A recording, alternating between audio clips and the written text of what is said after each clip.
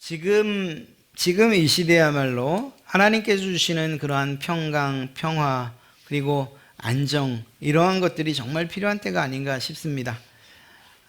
이미 뉴스를 통해서 들으셨겠지만 백신은 개발되었고 또 이제 곧 이 어려움도 이 시기도 지나갈 것처럼 보입니다. 그러나 아직은 아니지 않습니까?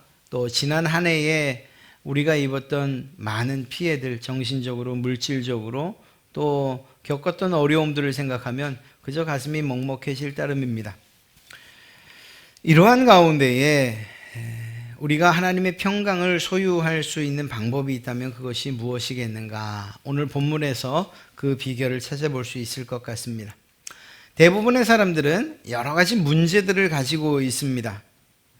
그 문제들은 어떤 사건 혹은 대상에 대해서 갖는 그러한 근심인데, 자녀 혹은 부부, 건강 문제, 경제 문제, 이러한 여러 가지들이 있죠. 그런데 우리는 이것들을 근심과 걱정의 원인으로 생각해서 이것만 해결되면, 또 이것만 해결되면 내가 좀 편안할 텐데, 또 마음이 좀 안정될 텐데, 삶이 좀 나아질 텐데, 이렇게 생각을 합니다. 그런데 이러한 한두 가지의 문제가 해결되었다고 해서 진정한 평강이 주어지지는 않는다는 것, 그걸 우리가 잘 알고 있어요. 마치 고구마 뿌리를 쭉 훑어내면 거기에 고구마가 그냥 작은 거 큰 거 딸려 나오는 것처럼 우리의 문제도 이것 하나 해결하면 됐겠지 하지만 또 다른 문제가 크고 작은 문제들이 연이어서 우리의 인생 가운데에 정말 우리를 괴롭히는 것 같습니다. 이러한 것들 때문에 어떤 한 가지가 해결된다고 해서 평강을 누릴 수 있는 것은 아니에요. 오히려 이것을 역으로 생각하면 이러한 문제들이 아무리 많아도 우리가 그 안에서 평강을 누릴 수 있다면 이것이야말로 진정한 평강과 평안이 아니겠는가, 이런 생각을 해보게 되는 거죠. 이런 사건과 사고 그리고 많은 문제 가운데 이러한 많은 문제가 있는 세상을 사는 우리들을 향해서 주님은 항상 기뻐하라 라고 이렇게 명령하고 계십니다. 주께서 이렇게 권하시는 이유가 무엇인지, 그리고 이것이 평강과 우리가 원하는 평안과 도대체 어떤 관계가 있는지 오늘 살피며 은혜의 시간 되시길 바랍니다. 주님께서 이 사도 바울이 주님의 말씀을 전하죠. 주 안에서 항상 기뻐하십시오. 내가 다시 말하노니 기뻐하십시오. 사도 바울이 이렇게 이야기할 때, 이 글을 기록할 때 그 상황이 과연 어땠을까? 어떠한 상황이었을까? 사도 바울은 수년 전에 소아시아 지역의 여러 교회들을 돌면서 모금 운동을 합니다. 구제 모금이었어요. 그 대상은 예루살렘 교회였고요. 그렇게 해서 거쳐진 구제금을 가지고서 예루살렘 교회, 예루살렘에 돌아옵니다. 그런데 이 일이 좋게 끝나질 않아요. 구제 헌금이 문제가 있었다는 것이 아니라 이렇게 돌아온 사도 바울을 유대인들, 기독교인들을 박해하던 이 유대인들이 기다리고 있었던 거죠. 그래서 그 사도 바울을 잡아서 결국은 가이사랴 감옥에 2년이나 있게 됩니다. 그것으로 끝났느냐? 로마로 가기를 원했던 사도 바울의 뜻대로 그 가이사랴 감옥에서 풀려남과 동시에 로마로 호송되고 로마에서 자유로운 생활이 아니라 그곳에서도 역시 감옥 생활을 하게 돼요. 좀 자유로웠다고는 하긴 하지만 그러나 묶여있는 몸이었어요. 이런 상태에서 이 빌립보 교회를 향해서 쓴 편지인 것입니다.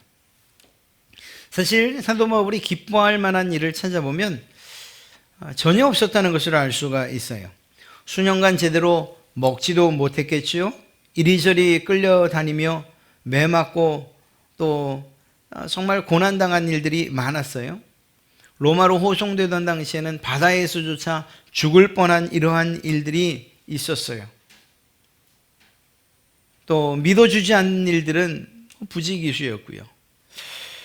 그렇게 복음을 전했는데, 그렇게 고난과 환난 가운데에서 복음을 전했는데 그 결과가 어디라고요? 네, 로마 감옥이었어요. 도저히 기뻐할 수 없는 그러한 상황임을 누가 봐도 아는데 바울은 놀랍게도 기뻐하고 있었고 빌립보 교회 성도들을 향해서 기뻐하라고 명령하고 있는 것입니다. 여러분, 사도 바울이 쓴 편지가 한 10여 개 정도가 있는데 그 편지 가운데에서 자주 등장하는 많이 사용된 문구가 무엇인지 아십니까? 그것이 바로 주 안에서 혹은 그리스도 안에서 예수 안에서 라는 이러한 구절입니다. 그의 편지 가운데서 약 164회 정도나 사용되었다고 하니까 말입니다. 그리고 그 문구들은 그가 고난 가운데 있을 때 더 두드러지게 많이 사용되고 있었다, 이렇게 말합니다. 바울이 가장 최악의 상황 가운데에서도 기뻐할 수 있는 이유, 또 기뻐하라고 권할 수 있는 그 이유를 이 주 안에서라고 하는 구절에서 찾을 수 있지 않겠습니까? 저나 여러분이 세상에서 찾고자 하는 그 기쁨들 얼마나 많아요? 그러나 그러한 기쁨이 아닌 주 안에서 찾은 기쁨이었기에 고통 중에서도 기뻐할 수 있었던 것이라 생각합니다. 주 안에서 누리는 기쁨이 세상의 것들보다 크고 놀라웠기 때문인 것이죠. 지금도 주님께서는 저와 여러분들을 향해서 말씀하셔요. 내 안에서, 주 안에서 항상 기뻐하라. 내가 다시 말하노니 기뻐하라고 이렇게 권하시는 줄로 믿습니다. 이 말씀은 예수 그리스도 안에서 항상 기쁨을 찾으라는 그러한 뜻이고요. 바꿔 말하면 주님 한 분만으로 기뻐하고 그리고 만족하라는 그러한 말씀이기도 합니다. 이렇듯 바울이 누렸던 주 안에서 누리는 이러한 기쁨을 여러분과 저도 누리기를 간절히 바랍니다. 그렇다면 바울이 그리스도 안에서, 즉 예수 안에서 누렸던 이 기쁨은 과연 어떤 것들이었을까? 어떤 기쁨을 누렸기에 그가 이렇게 자신 있게 자기뿐만 아니라 또 다른 사람들을 향해서 기뻐하라고 말할 수 있는 것일까? 유추해 보건대 사도 바울이 누리는 기쁨이 비단 지금 말씀드린 두 가지만은 아닐 것입니다. 굳이 말하면 소망의 기쁨도 있을 것이고 또 공급하시는 기쁨도 있었을 것이고 많은 기쁨이 있었을 것입니다만 그러한 가운데 무엇보다도 바로 구원의 기쁨이 아니겠는가? 사도 바울이 어떤 사람이었습니까? 예수님을 믿는 사람들을 잡아 옥에 가두고 죽이려던 사람이었죠. 예수 그리스도를 핍박했던 그러한 사람입니다. 이 말은 구원과 전혀 관계없는 사람이었던 것이에요. 사도 바울의 표현에 의하면 자신을 하나님의 원수라고 이야기하고 있어요. 죄인 중에 괴수라고 말하고 있어요. 그랬던 자신을 예수님께서 찾아오시고 만나주시고 구원을 주셨다는 이 사실, 구원받을 수 없는 존재가 구원받았다는 이 사실로 인한 그 기쁨이 사도 바울에게는 있었던 것입니다. 이러한 기쁨이 너무나 크다 보니 자신이 경험하고 있는 모든 고난과 역경들을 이길 수 있었던 건 아니었겠습니까? 바울과 같은 그러한 믿음을 가진 사람이 있다면, 또 여러분과 제가 그러한 믿음을 가진다면 작은 고통이나 혹은 염려, 이러한 것들을 구원의 기쁨으로 이기고 오히려 기뻐하고 감사할 수 있게 될 줄로 믿습니다. 여러분, 구원의 기쁨은 이 세상 그 무엇으로도 빼앗을 수 없는 큰 기쁨이에요. 이 구원이라는 것 자체가 우리가 사는 세상에만 적용되는 것이 아니지 않습니까? 이 구원은 어찌 보면 이 세상 아닌 주께서 우리를 위하여서 예비해 두신 새하늘과 새 땅에 그때 적용되는 것이며 그때 시작되는 진정한 기쁨, 그것을 우리에게 주고 있는 것 아니겠습니까? 그렇습니다. 구원의 기쁨은 단지 이 세상뿐만 아니라 새하늘과 새 땅을 소망하게 하니 큰 기쁨이 되는 것입니다. 이보다 더 믿을 만하고 약속된 보장이 어디 있겠습니까? 그러니 사도 바울이 기뻐하지 않을 수 없었던 것이고, 또 동일한 상황 가운데 있는, 예수 그리스도를 믿고 구원받은 이 동일한 상황 가운데 있는 저와 여러분 역시 기뻐해야 되는 것, 이것은 당연한 일인 것입니다. 여러분에게 구원의 기쁨이 있는가 한번 돌이켜 보십시오. 세상의 모든 어려움들을 능히 이길 수 있을 만한 구원과 그리고 소망의 기쁨이 우리에게 있는가 한번 깊이 생각해 봐야 됩니다. 없다면 이제는 우리의 태도를 바꿔야죠. 세상의 기쁨보다 구원의 기쁨, 그리고 새하늘과 새 땅을 향한 소망의 기쁨이 더 크다는 것을 우리가 스스로 우리의 입술의 고백을 통해서, 삶의 고백을 통해서 나타내야 할 줄로 믿습니다. 말씀드린 것처럼 이뿐 아니라 사도 바울은 자기 자신을 죄인 중에 괴수라고 그렇게 이야기했습니다. 원수요, 핍박자요, 행악자라고 그렇게 자기 자신을 이야기하고 있습니다. 그런데 그런 그를 주님께서 어떻게 하셨어요? 사도로 사용하셨죠. 예수 그리스도를 대신 전하는 자로서 그렇게 사용하셨다는 것입니다. 이렇게 자기 자신을 일꾼으로 불러 세우신 일에 대해서 기뻐하고 또한 감사했습니다. 무엇보다 하나님께서 자신과 늘 동행하시고 주님께서 함께 하신다는 이 사실을 그는 굳게 믿고 있었어요. 그리고 이 믿음은 사도 바울로 하여금 기쁨 속에 살게 했던 것입니다. 그의 처지나 환경 상관없이 말이에요.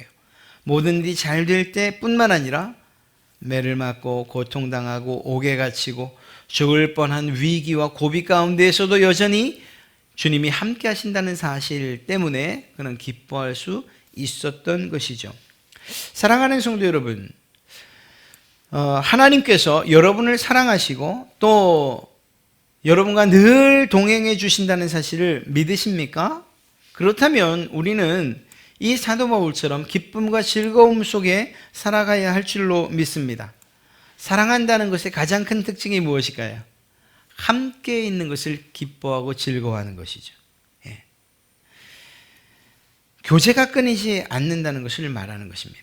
어떤 사람이 내가 당신을 사랑합니다 라고 말하면서 함께 있는 것들을 거북스러워하고 또 기뻐하지 않고 어떻게 하면 떨어져 있을 수 있을까 말한다면, 그렇게 산다면 그건 진정한 사랑이라고 말할 수 없을 것입니다. 하나님은 말입니다, 여러분을 너무나 사랑하셔서 언제나 함께하고 싶어 하신다는 사실을 믿으십시오. 하나님께서 우리 사람과 특별히 그가 사랑하는 모든 사람들과 함께하고 싶어 하신다는 사실은 성경 처음부터 마지막까지 기록되어 있는, 성경을 관통하는 그러한 아주 중요한 내용입니다. 아담과 하와를 창조하셨을 때도 하나님은 그들과 함께 있길 원하셨어요. 그들이 죄를 짓던 죄를 짓지 않던 말입니다. 비록 죄를 지어서 함께 할 수 없을 것 같은 상황이 왔을 때에도 하나님의 사랑은 함께 하시고자 하시는 뜻은 여전히 사람들에게 나타났고, 그래서 한 사람을 택하시고 한 민족으로 만드셨지요. 이스라엘을 말입니다. 그리고 임마누엘 하기를 원하셨어요. 왕들을 통해서 함께 있다는 사실들을, 제사장들과 선지자를 통해서 함께 있고 싶어 하신다는 사실을 계속해서 말씀하셨어요. 그러다가 정말 그 함께 하심, 임마누엘의 절정이 누구를 통해서 이루어집니까? 바로 예수 그리스도를 통해서 하나님이 우리와 함께 하시는 일들이 실제로 일어난 것이죠. 그리고 그것으로 마치지 아니하시고 성령님을 보내셔서 여러분 각자와 이제는 한 몸 되게 하신 거예요. 함께 있기를 원하신 것이 이루어진 것이죠. 그리고 이것이 최종적으로 완성되어지는 단계가 있는데 바로 새하늘과 새 땅에서 하나님과 우리는 함께 거하게 될 것입니다. 여러분 보십시오. 하나님은 언제나 우리와 함께 하기를 원하십니다. 이 말은 바꿔 말하면 하나님께서 여러분을 얼마나 사랑하시는가 하는 것들을 이야기하는 것인 것입니다. 우리 또한 그렇게 살아야 하는 것이죠. 로마서 8장 35절에서는 누가 우리를 그리스도의 사랑에서 끊을 수 있겠는가? 라고 사도 바울은 강하게 질문하고 있습니다. 없다는 것입니다.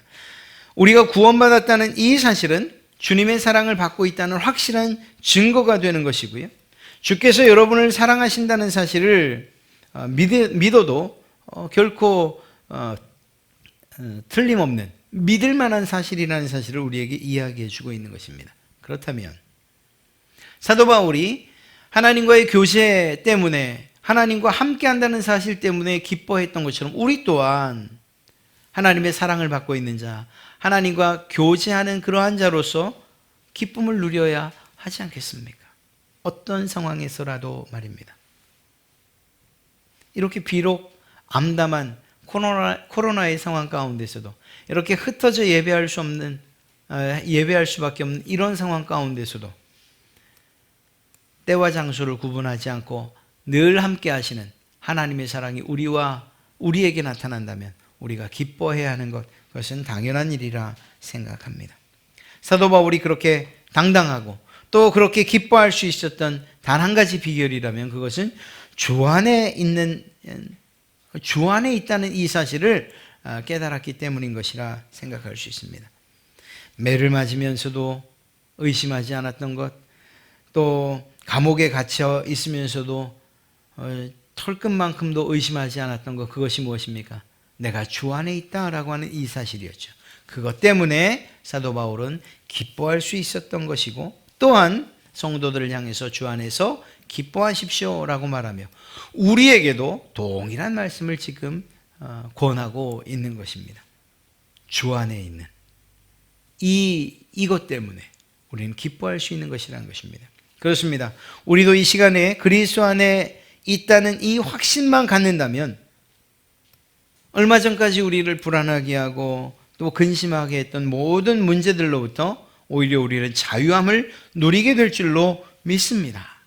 그 어떤 경우에도 기뻐할 수 있을 줄로 믿습니다. 그리스도 안에 있는 사람들은 낙심할 수 없어요. 아니, 그래서는 안 돼요. 우리가 당하고 있는 일시적인 어떤 환난이나 또 어려움들이 앞으로 우리가 경험하게 될 그 큰 기쁨과 비교할 수 없기 때문인 것입니다. 우리가 누리게 될 그 영광과 비교할 수 없기 때문입니다.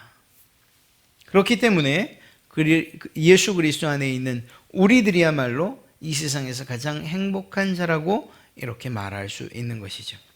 여러분, 지금 당장 여러분들을 슬프게 만드는 일이 있습니까? 또 여러분의 마음을 불안하게 하는 일들이 있습니까?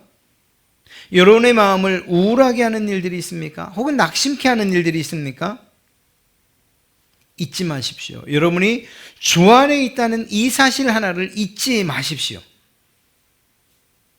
이 사실을 잊지 않을 때에 우리가 세상에 살고 있지만 그러나 여전히 주 안에 있다는 사실을 믿을 때 주님 안에서 참된 기쁨과 만족을 누리게 될 줄로 믿습니다. 문제는 이 기쁨이 지속되어야 한다는 것이에요. 예배하는 이때는 기쁨이 샘솟는데 조문을 나가기만 하면, 세상 가운데로 들어가기만 하면 언제 그랬냐는 듯이 또 풀죽은 모습이 되십니까? 그래서는 안 되는 거죠. 우리 안에 있는 이 기쁨, 주 안에서 누리는 이 기쁨이 어느 곳이든 어떤 환경이든 어떤 때이든 변함없이 지속되고 유지되어야 된다는 것이에요. 이것을 위해서 우리가 해야 할 일들이 있다면 그것은 무엇일까? 오늘 말씀에서 너희 관용을 모든 사람에게 알게 하라고 말씀하고 계십니다. 어찌 보면 이것이야말로, 이 관용하는 마음과 태도야말로 우리의 기쁨을 유지시키는, 지속시키는 데 있어서 아주 중요한 일이 될 것입니다. 관용이란 무엇입니까? 온유한 마음으로 용서하고 선을 베풀고 이해하고 또 더 나아가 사랑하는 그러한 마음 아닙니까? 빌립보 교회는 정말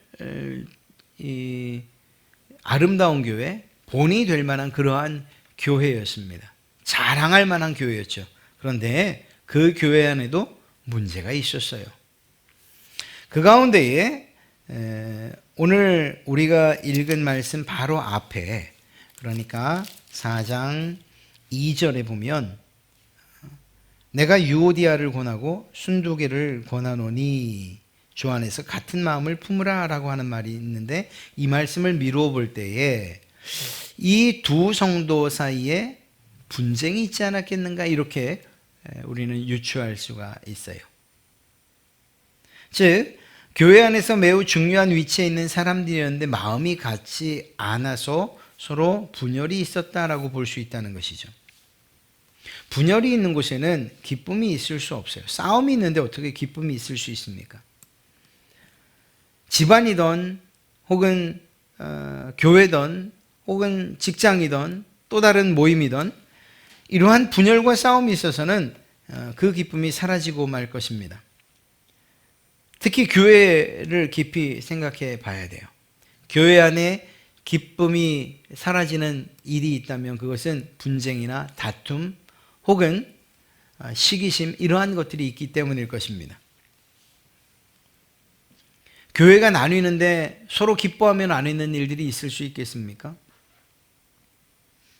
서로에게 상처가 될 수밖에 없어요.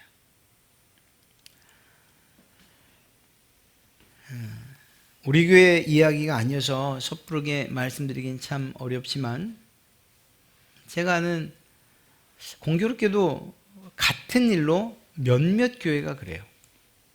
대략 3교회 정도가. 원로 목사님이 계시고 새로 부임한 담임 목사님. 그 시간이 꽤 길었음에도 불구하고 이 둘 사이에 문제가 발생해서 결국은 교회가 이렇게 편이 갈려지는 이러한 일들이 있어요. 분열이 생긴 거죠. 서로 옳다고 주장을 하고 있어요. 여러분, 이런 가운데에서 기쁨이 있을 수 있습니까? 예배를 하는데 누군가가 일어나서 그분을 향해서 막 이 삿대질을 하는데 그 예배를 통해서 기쁨을 누릴 수가 있겠습니까? 아니에요. 그렇지 않아요. 교회 안에서 서로 다른 마음을 갖거나 분열하거나 나뉘거나 하는 이런 일들을 통해서는 진정한 기쁨을 누릴 수가 없다는 거예요. 사랑하는 성도 여러분, 이렇게 잃어버린 기쁨을 다시 회복할 수 있는 비결이 있다면 오늘 사도 바울이 말하는 바로 관용이에요. 우리들이 기쁨을 잃어버리고 사는 이유 중 하나가 무엇입니까? 바로 이 평강, 그것을 발견하거나 누리지 못하기 때문이죠. 마음속에 평화가 가득 채워진 그러한 상태.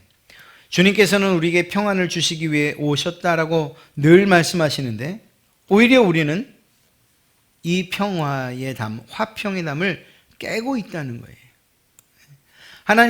주님께서는 이 막힌 담을 부수시고 평화를 누리게 하셨는데, 우리가 오히려 가로막는 분열을 이루는 담을 쌓고 있기 때문이라는 것입니다. 관용이란 너그럽게 받아들이고 이해하고 용서하는 것인데, 서로가 서로를 향해서 이러한 마음을 가져야 되는 거예요. 힘드십니까? 그러면 주님께서 우리를 어떻게 바라보셨는가를 생각해 보세요. 주님께서 우리를 관용하셨다라는 것, 그래서 그 결과 우리를 위해 죽으셨다는 것이 무엇을 의미하는 것인지, 사도 바울의 말대로 하면 우리는 여전히 연약하고 또 죄인이고 하나님을 향해서 원수였는데, 그런 우리를 관용하시고 이해하시고 용서하시고 더 나아가 우리를 위해 죽으신 분이 바로 예수 그리스도 아니십니까? 그렇다고 한다면 우리가 교회 안에서 혹은 가정에서 직장에서 만나는 사람과 공동체 안에서 여러분들을 힘들게 하고 하는 그 사람 때문에 담을 쌓을 것이 아니라 오히려 이러한 관용의 태도를 가져야 하는 것 아니겠습니까? 그래서 막힌 담을 헐고 부수고 하는 일들이 다른 사람 아니 여러분들을 통해서 이루어져야 되는 것 아니겠습니까? 그때 비로소 회복되는 기쁨을 우리가 경험하게 될 것이라는 것입니다.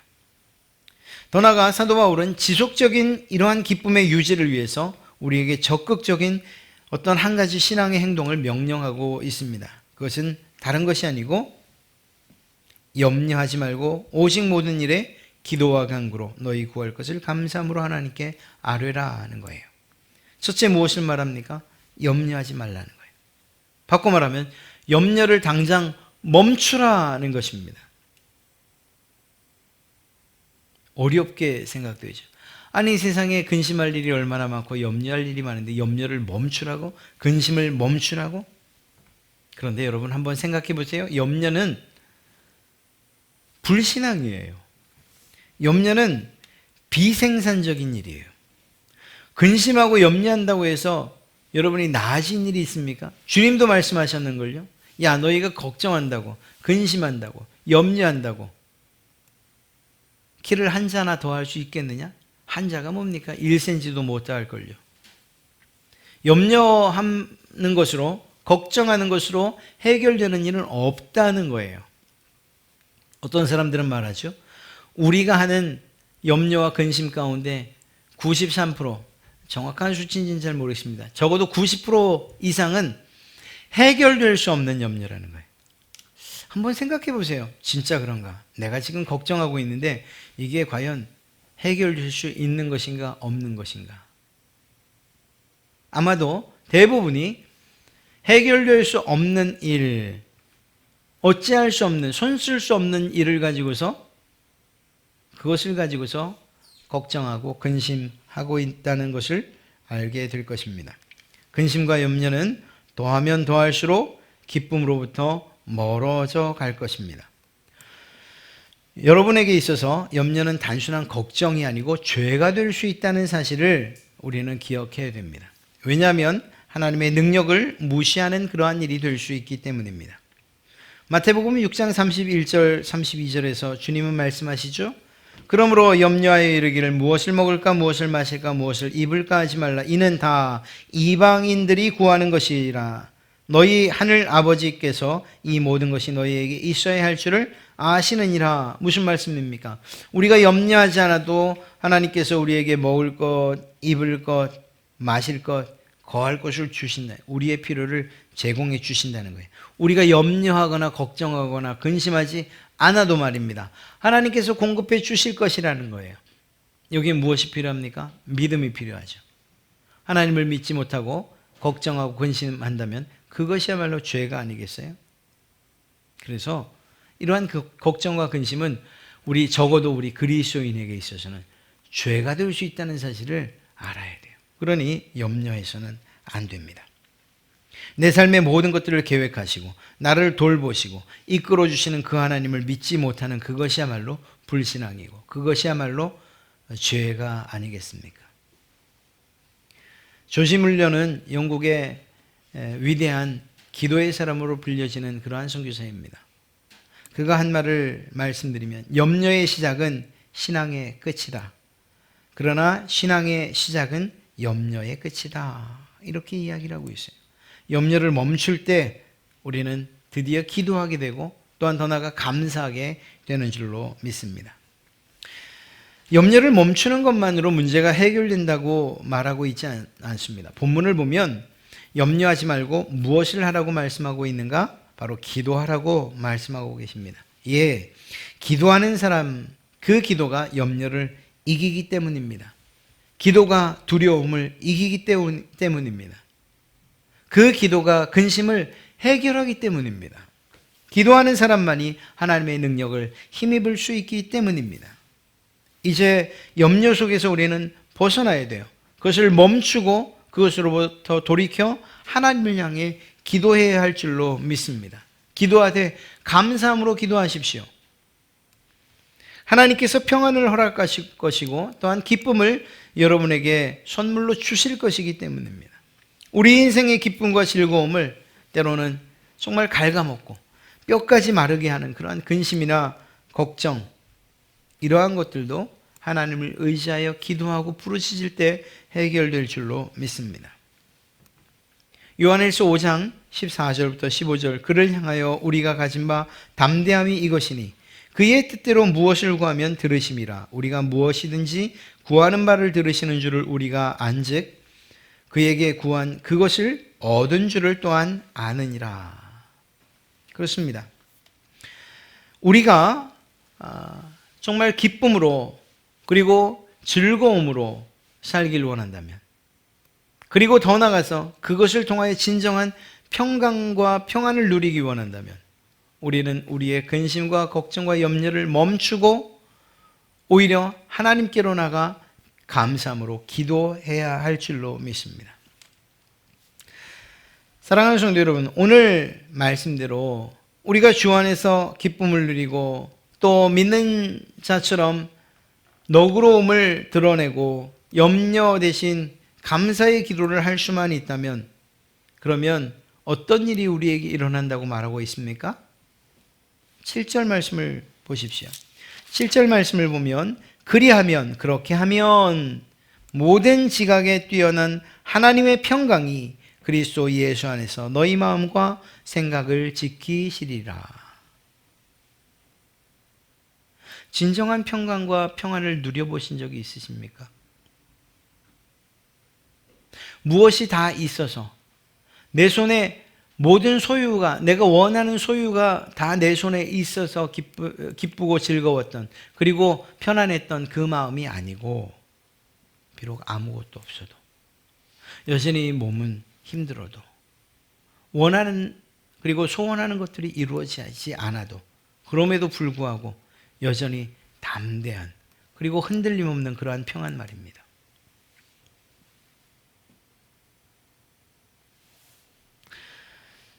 이름을 거명할 수는 없지만 저희 교회 성도 한 분이 참 어려운 일을 당하셨어요. 난감한 일 말이죠. 제가 아는 바대로 하면 그분은 사실 그런 일을 만나시면 걱정하시고 근심하셨던 분이에요. 제가 그렇게 알고 있어요. 그리고 아마 밤잠도 못 이루셨을 거예요. 그런데 최근에 그러한 문제를 만난 그분의 입술에서 놀라운 고백이 나와요. 그럼에도 불구하고 제가 여전히 마음이 편안합니다. 여러분, 그러한 고백이 쉽습니까? 눈물이 펑펑 나는데, 그리고 하나님 앞에 엎드리면 그냥 어찌할 바 모르고 그냥 기도가 절로 나오는데, 그럼에도 불구하고 평안을 누린다고요? 세상 사람들은 아마 이해하지 못할 겁니다. 불길과 같은 환난 가운데에서, 모든 것들을 얼려버리는 그러한 고난 가운데에서도 우리가 주 안에 있기 때문에, 내가 주님 안에 있기 때문에 그분이 주시는 평강을 누립니다 라고 말할 수 있는 것, 그것이 우리 성도들의 특권 아니겠습니까? 코로나의 상황이 오고 또 그것들이 해결되지 않은 지금 상황에서도 여전히 여러분의 마음에 평안과 평강이 있는 것, 그것이야말로 하나님께서 우리에게 주신 선물 아니겠습니까? 이러한 평강과 평안을 누리는 사람들이 어떻게 기뻐하지 않을 수 있겠습니까? 어떻게 즐거워하지 않을 수 있겠습니까? 사랑하는 성도 여러분, 주님께서 여러분에게 주신 이 놀라운 평안의, 평강의 비결 꼭 기억하십시오. 염려는 우리의 몫이 아닙니다. 중단하시고 주께로 나와 감사함으로 기도하십시오. 여러분의 관용을, 그 너그러움을 사람들에게 알게 하십시오. 이러할 때에 주님께서 주신 평안을 누리고 그 평안 안에서 우리는 진정한 기쁨을 누리게 될 줄로 믿습니다. 하나님의 평강은 언제 어느 곳에서 어떤 일을 만나도 결코 빼앗길 수 없는, 빼앗기지 않는 그러한 평강인 줄로 믿습니다. 시편 23편 4절, 우리가 잘 아는 말씀을 생각해 보십시오. 시인은 이렇게 고백합니다.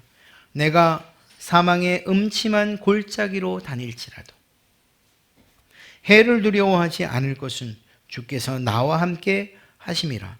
주의 지팡이와 막대기가 나를 안위하시나이다. 우리의 인생에서 경험하는 이러한 사망의 음침한 골짜기가 얼마나 많습니까? 나 혼자 가면 도저히 몇 걸음 못 걸어 주저앉을 수밖에 없을 것 같은 그런 상황들이 얼마나 많습니까? 돈의 압박도 있을 수 있고, 사람들과의 관계의 문제, 정말 우리가 해결할 수 없는 문제들이잖아요. 내 뜻과는 다르게 오해한 일들이나 혹은 내가 실수한 일들조차도 말이에요. 믿었던 사람들의 배신은 더 말할 나위 없고요. 내 뜻대로 되지 않는 자녀들의 문제들도 마찬가지고요. 우리가 살아가는 이 모든 길은 사망의 음침한 골짜기와도 같은 그러한 길들이죠. 우리의 뜻대로 환경을 바꿀 수 없는 그러한 상황들이라는 거예요. 그러나 이런 곳을 다닌다 할지라도 우리가 해를 두려워하지 않고 오히려 담대히 그 길을 걸어갈 수 있는 단 하나의 이유가 있다면 주께서 나와 함께, 주께서 여러분과 함께 하시기 때문인 줄로 믿습니다. 그저 함께 계시는, 그래서 함께 깜짝 놀라고 함께 두려워하고 하는 그런 분이 아니셔요. 그분의 손에는 지팡이가 있고 그분의 손에는 막대기가 있어서 여러분들을 향해 달려오는 그 두려움과 어두움과 여러분들을 힘들게 하는 그 모든 것들을 물리치시는 능력이 그분에게 있기 때문에 우리는 그 사망의 음침한 골짜기와 같은 세상을 능히 이기면서 오히려 그 가운데에서 기쁨과 평강을 누리며 살아가게 될 줄로 믿습니다.